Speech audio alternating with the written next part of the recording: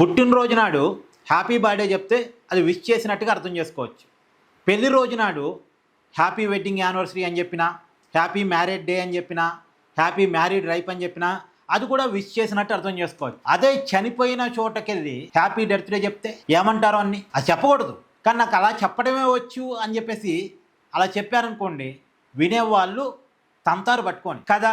ఎక్కడ ఏం చెప్పాలో అక్కడ అదే చెప్పాలి, ఎక్కడ ఎలా ఉండాలో అక్కడ అలానే ఉండాలి. మాకు ఇలానే ఉండటం వచ్చు, మాకు ఇలానే చెప్పడం వచ్చు అంటే కుదరదు. ఇప్పుడు వైసీపీ వాళ్ళు అర్థం చేసుకోవాల్సింది, లేదా వైసీపీకి ఒకరితో పులుచుకున్న జర్నలిస్టులు అర్థం చేసుకోవాల్సింది, ఎక్కడ ఏ విషయాన్ని ఎలా కమ్యూనికేట్ చేయాలో అలా కమ్యూనికేట్ చేయాలి. ఇప్పుడు ఇవాళ చూడండి, విశాఖ స్టీల్ ప్లాంట్లో ప్రమాదం జరిగి 8 మంది చనిపోయారు. చనిపోయినటువంటి కార్మికుల కుటుంబాలని పలకరించడానికి, పరామర్శించడానికి పవన్ కళ్యాణ్, నారా లోకేష్, ఆంధ్రప్రదేశ్ మంత్రులు వెళ్ళారు. పవన్ కళ్యాణ్ గారు డిప్యూటీ సీఎం, లోకేష్ గారు మంత్రి, అందులో టీడీపీ వర్కింగ్ ప్రెసిడెంట్. ఆయన డిప్యూటీ సీఎం కాక జనసేన పార్టీ ప్రెసిడెంట్.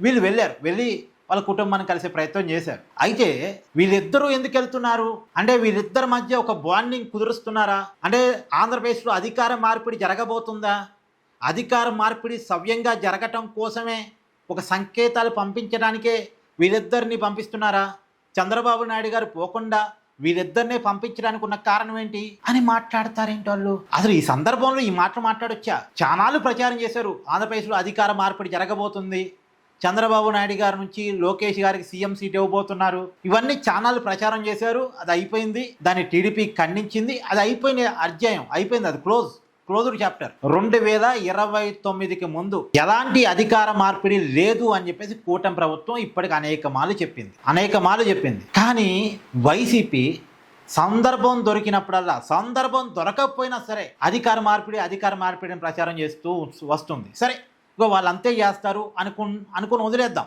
కానీ ఇప్పుడు చనిపోయిన కుటుంబాలని పలకరించడానికి పోయిన చోట కూడా అధికార మార్పిడికి ముడిపెట్టడం అంటే ఏమనాలి అసలు వీళ్ళని? మాకు అలా చెప్పడం మాత్రమే వచ్చు అని చెప్పేసి వాళ్ళు ఒక పాఠాన్ని నేర్చుకున్నారు, ఒకదాన్ని పట్టారు. అవకాశం ఉన్నా అవకాశం లేకపోయినా ఆ పదం చెప్పాలి అన్నదానికి వాళ్ళకి వైసీపీ చెప్పినట్టుంది.